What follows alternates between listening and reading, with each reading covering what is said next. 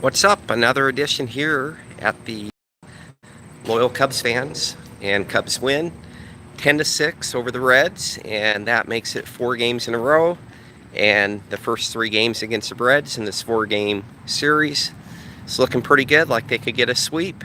Never easy to do a 4-game series, but it's looking pretty likely. They go back with Hendricks, who's been pitching pretty good lately. Definitely not walking guys.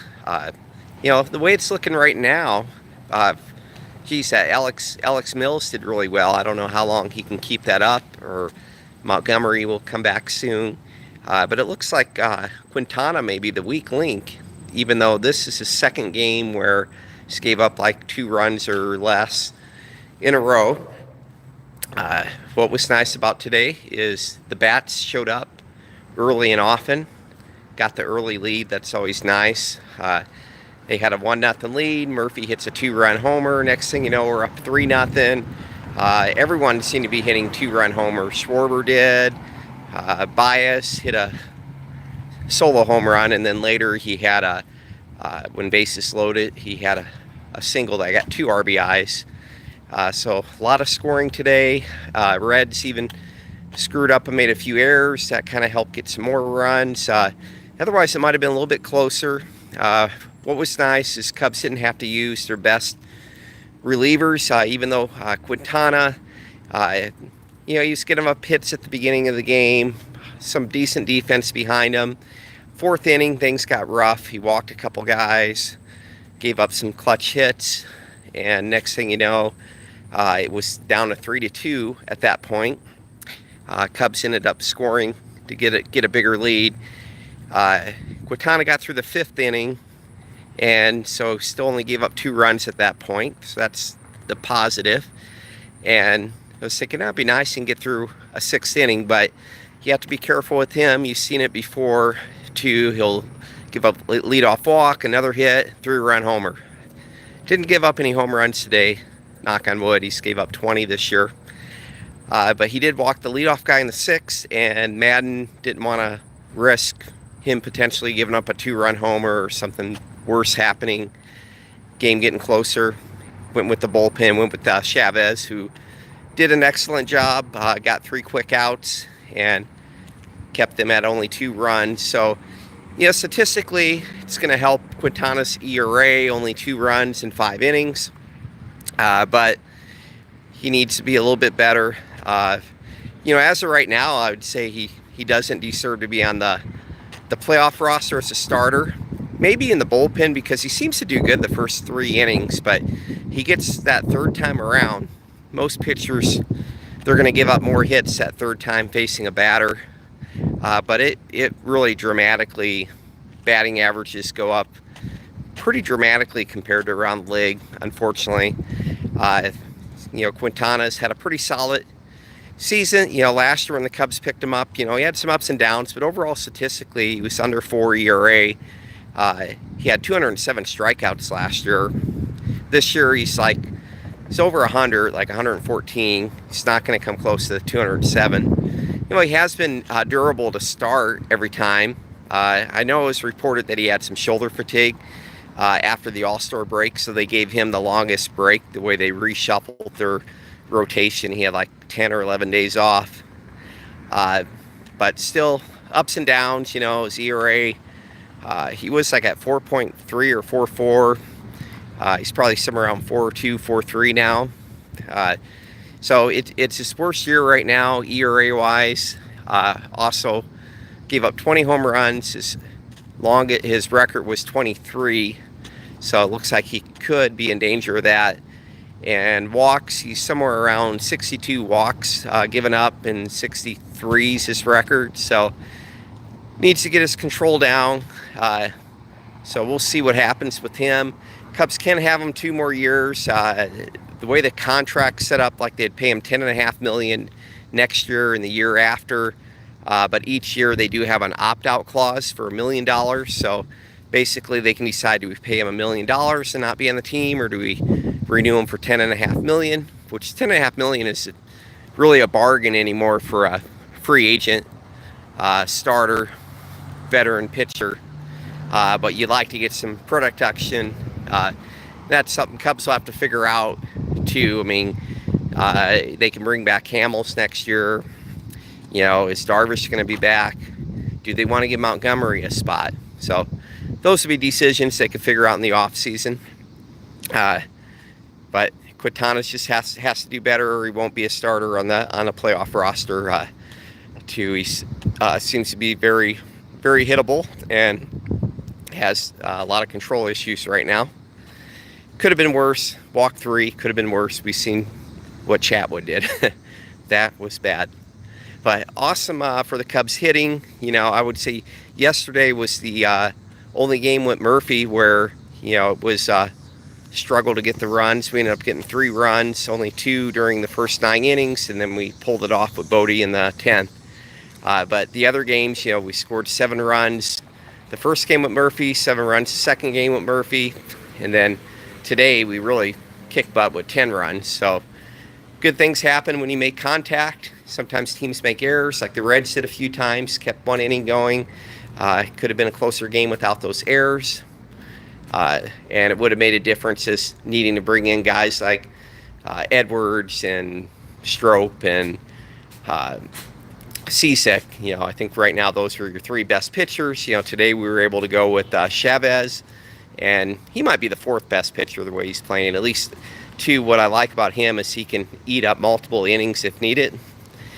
And I was kind of hoping they would do that because he pitched a pretty stress-free 6th inning, but he was due to bat first in the next inning, and things kind of worked out. La Stella was a pinch hitter, and he hits a leadoff double. He ended up scoring, so it turned out to help us out in the offensive side of the game. And you know, we were able to play Justin Wilson. He's had his ups and downs. You know, he's somewhere around 3.2 ERA, but definitely not one of the top 3 guys. 3 relief guys the way he's pitching right now, but he is a lefty in the pen. You know, right now it's Justin Wilson. Rosario is a lefty, and they brung in you know, a new guy, like De La Rosa. He came in and ate up the last inning and 2/3 and did pretty well. Got like all these fly ball outs. Was pretty quick work. It was nice to see after Kinsler was, you know, really the only negative coming in, and he gives up a 3-run homer and then gives up a solo home run. So things were looking pretty easy, 10-2. Next thing you know, it's 10-6 with 1 out in the 8th, and Madden had to make a move, and De La Rosa made it look easy. Got the next 5 outs. Cubs win. They were able to rest their best relievers. That's important because we're in this stretch of 23 straight games, and halfway through, like 11 games through, we hit September 1st, so then we can bring up some more resources in Iowa, but basically we don't have any days off for a while till like September 13th, and that kind of puts more pressure, you know, on the starters. Expected to, you know, get 6, 7 innings, 8 innings, you know, what Cole Hamels did the other night, complete game. That is huge. I mean, those are so rare anymore. It was the Cubs' only complete game they had this year. That was awesome to see. It'd be nice to get a complete game every 3 or 4 days, give the bullpen a day off. Not realistic, but those are nice to have.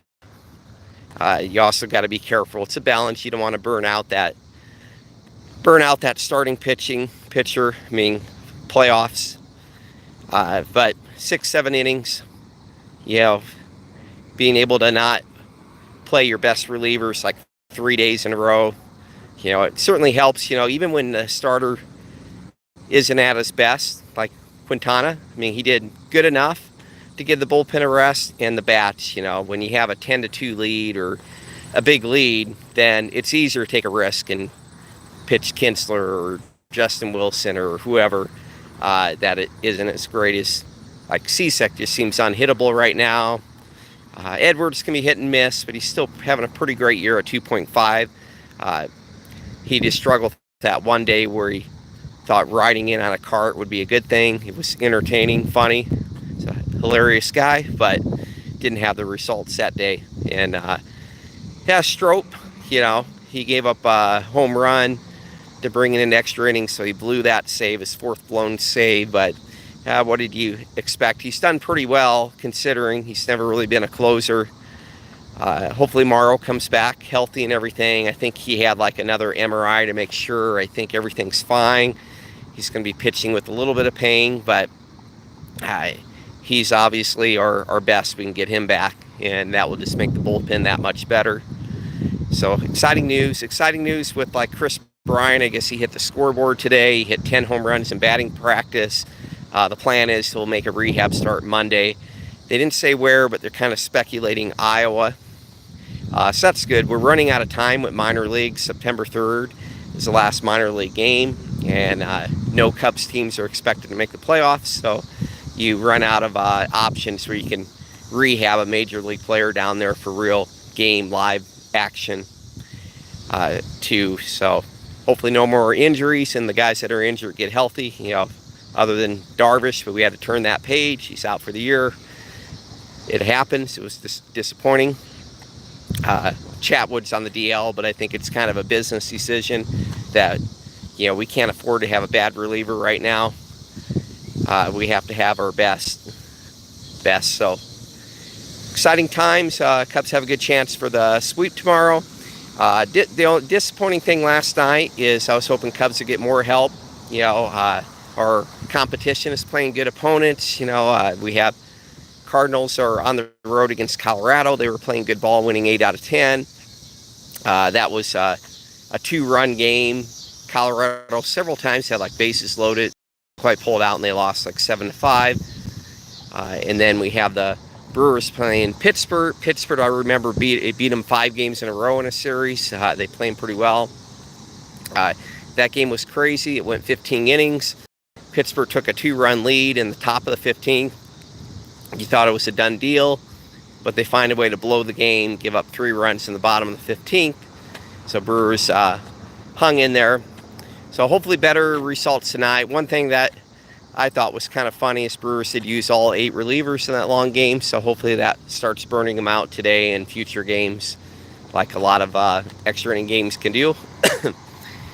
So right now, Cubs are 3.5 games in first over the Cardinals, 4 games ahead of the Brewers. Hopefully that can extend another half a game. We just have to keep taking care of business. On paper, it looks like, you can win these games. You have the Reds finish, and we're up against Homer Bailey. He gets rocked a lot. And then we play against the Mets coming up a series. And the Mets, they do have 2 great pitchers going up against us, Thor and DeGrom. And but even DeGrom, he's lost 8 games. He gets a lot of no decisions. A lot of games he might be winning 1-0 or 0-0. Their bats just haven't been there in their bullpen. So Cubs still have a pretty good chance of winning.